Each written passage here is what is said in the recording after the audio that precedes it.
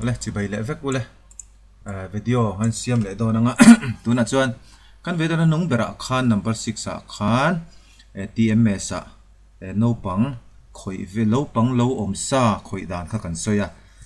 nang mani school class lo om kherlo po khan alo omanga khang te po ka pai turania tin in class noilam panga khan lo om dona chung te po chu chin fel turani chuan in school no pang la om lai me ka kha chu enroll in tianga to lo wa kha chu in pai chu ka nga ti te kha kan soya khami chun zom na tur khan tuna chuan kha kan ti zo to ni no pang lo om sa kan school lo om sa hawa kha tur kan tir to a chuak tur kan chuak tir to chuan a om sa kan ching fel to tuna chuan a lo ho kan boi pui vele don ani ka sayang thik kan bazar to don ani le masabera chuan login photang kanin login photang kanin login photang chuan kan bazar don hian thil kan hriat tur chu ama sabera chuan no pang kan lak lu import kan tia import trong kam hi kan manga udai strong kam jok mania vsk chun import thini chi alova enroll ani jok ma ro chu import ti khan kan thrathiam jok ma mai ka hria a chu wa chun import ti trong kam kan mang mai anga chuan import dan chu kan sei don ani masabera chuan import don chuan kan mamo bera chu no pang pen ani no pang pen pen kamo pen kha alam pum chu pen engani kha kan sei me permanent educational number ti na ni kha no pang in voi khata nei to chuan nei non te to lo turangai ani amaro chu soitongin he data hi 2022-23 minita ta khan no pang kan lo thuna enge mowangin kan inactive aten lo da no pang ngai ve ka kha an thun non le pen pahni nei te khanom the ni chuta chuan tuna athar jok je lei kan mang don ani amaro chu athar jok khi tuna pen thar jok khi udai sain lo nei ta in no pang lak lu thar tur kha udai sa pen lo nei ta a pen manga in zuk zon ringot chuan inti engani in mulo ve the ani chu wang chuan tuna hi chuan udais patni ang kan lak klap dona wangin du thu sama chuan an pen nei to sa in zona in mulo pon no pang hi a mingin jong tel thoro chu kan soi masadu ani le ama sabera chuan pen kan mamo pen kan nei don chuan no pang kan zon photangai no pang kan zong photang chuan pen kan nei sa an om sa ni ero chuan teachers kan tiang khan no pang bai ne ma kan zon hi kan skip thei le tuna chuan no pang zon kan ti masaberang no pang kan zon don chuan student kan kalanga search student kan kalang ta hian district nia all thlang maila class po hi a om sa hian thlang lo maila tian kan no pang du minga kha ta hian kan type don ani om sai kan ring le to pang lam ruat ti alo nia kan search ta ni kan search ta ti khan lalram ruat ti kha lo lang thale tuar tamai ni lalram ruat ti khan lalram ruat ti chi ani lovin lalram ruat ti te la kha student name a henron zong ani aron zong ani chuan student name a henron zong ta hey abigail ti vel te ni ta ti khan ming kha lo ta chuan a ming hi lalram ruat ti a hian du tok mai lo tur ani lalram ruat ti kha kan han zong chinanga lalram ruat ti rungot kha lalram ruat ti a minga khan da anei lo tura te po ngai tai la kan mi zona kha sa ping an patam ve ai nga po chelo ni ro se lalram ruat ti kha ti khan kan lo zong ta lalram ruat ti khan kan search ta chuan apa ming nen en ko pangai ta apa ming nen ani chuan antenna na ta hian ka mouse pointer hin mung chu mo ka mouse pointer om na hi hetilai sir avar la hen voi khathan click ze ula han click ze ula control le f metula control f om zia hi find tinan da find in this page hemi tuna kan om na page hian kan zong don ani tuna hian hemi a software hi chuan lalram ruat ti hi zong to chuan chumi ba ka chuan hemi page saron display zong atang hian kan sort out vele don ni hetela kan hi kan mangchin lokanga lalram ruat hi hei next ala omani hi hei hi hriat tel tur mo lalrem ro ti hi atam lu tu ka phe khata leng lo hi next hemi phe ka hian mo hemi phe ka hian kan zonga ka so yang lalrem ro ti khan tam lu tu ka chuwang chunaron mu trewani chuan ta kan click zeu ta control le f kanan meta heta hian type na aron lang ta ni mo kan mu vekin ka ringa a then kha chu heta asira ni lo hian hetilai nuai ate hen aron lang me thini chrome mang lowa Microsoft Edge mang te chu hetilai nuai sira hian hetlai a nuai sira ta hen aron lang don ani mo f ka control f in ti kha na chungain lo zong vak nge a nuai hian Microsoft Edge vela chuna lang don ani kha kan shedoni chuan ta hian lalram ro ti zong zong kha ama software web based software mang lalram ro ti kan sort out vek to student name bi ka hian apa ming kha lal than moya lo ni ta ni for example lal than moya hey lal than moy ti khatin ron mark big ta ni heti hemi search manga kan ma kan zona kha heti la hen ron mark big ta ni mo aron mark ta ni lal than moy ti kha lalram ro ti kha hemi a hian an minga kan sort to a kan sort nu khan a web base hemi a page lo langa hian lal than moy ti kan zong le f lalram ro ti nia f lal than moya ania hei chu kan du kha ni lo mo kan du ta ka chu lalram ro ti ringot lal than moy ti ringot kha alo ni ta ni chuan hetila hian an en le taila a search a hian ta hian 1/3 ni ta hemi zia chu lal than moy ti hi pathum ma mu a chumi zinga ma saber chu kan en adang kan en don chuan hemi kan next ma yang next ki denis ke lal than moya mo ke lam ro ti khan pathum kan zong to a mu lo vek lal than moya hi chu lal rem ro ti ringot le apa lal than moya ti a om lo chuwang chuan hemi page bi ka hi chuan om ta lo ni chuan ka sei to ang khan khami a mu lo ringot khan du tok su he ta hnuai a to beren kalanga ta hen next page ala om next page an lal rem ro ti kha ala om chuwang chen next page a kan kalanga next page a lal rem ro ti ho khala om le chu ta chuan apa lal than moy ti ha kan zong le ang pakhata mu lal than moy mi lal rem ro ti lal than moy ti kha zuk mu kha azon ol samdan no pangzon ol samdan ani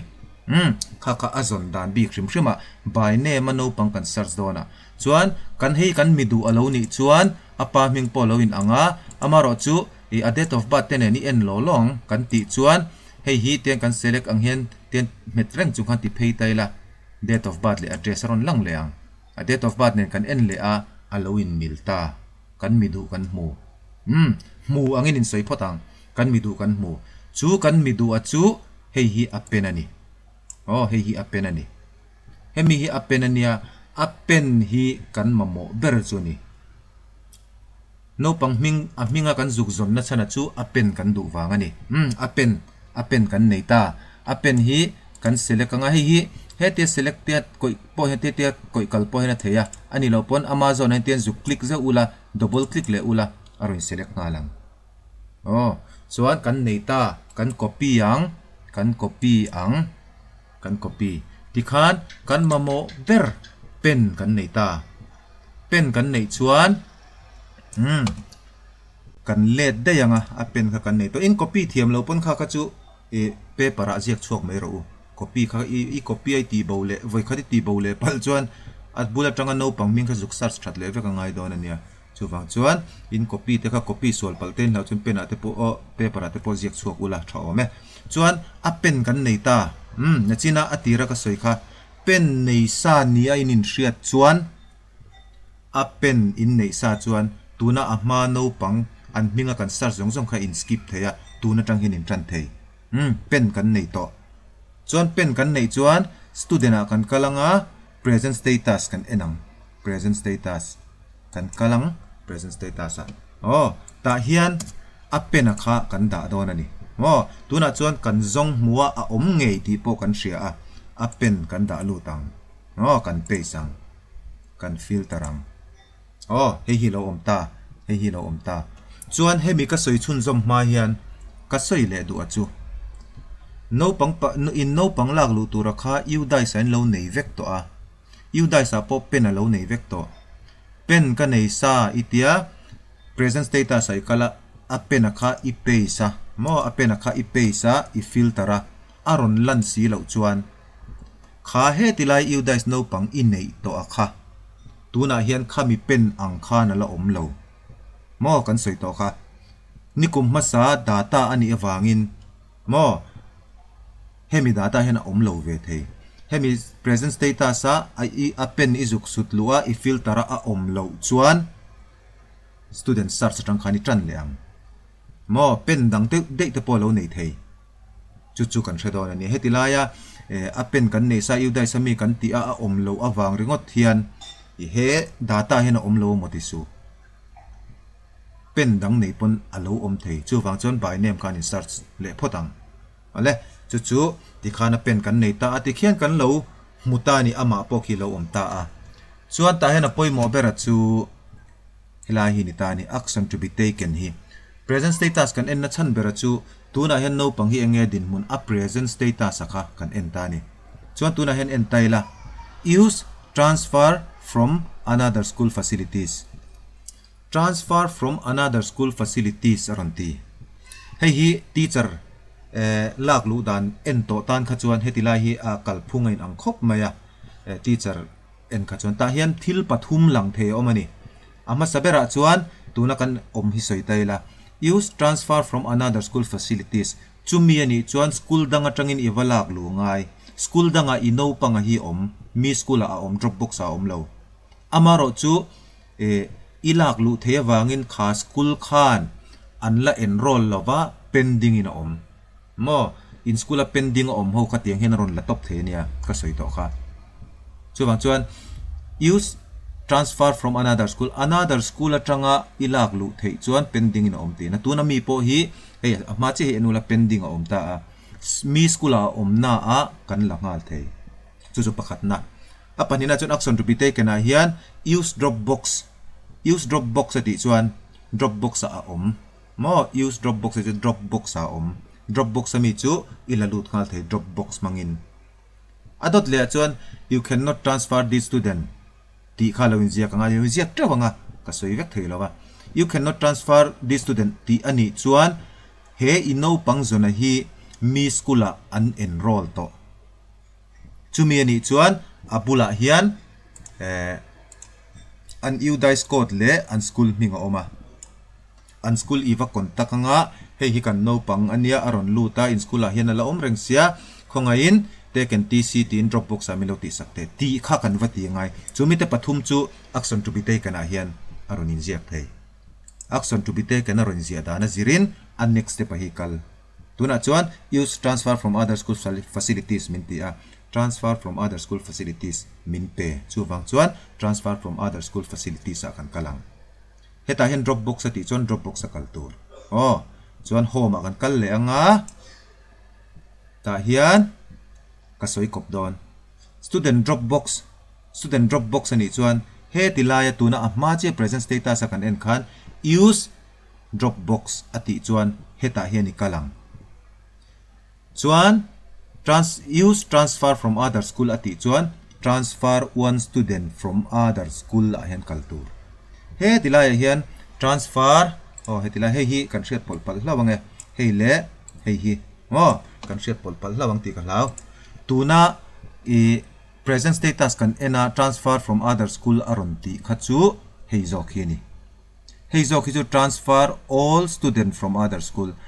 an no pang nei zong kha voi khata arwal vekin la lut thei chumi omzia chu entina na kum thara lo ni ta a class 4 a lut hova kha class 5 aron ni ta an zawai khan in school aron lut ta vek da ni mo an zawai khan in school aron lut vek school dang primary school mi kha entina na ainon primary school lo ni ta ainon primary school pol li ho kha an pass veka ainon middle school a an lut vekani khatiang ani kha chuan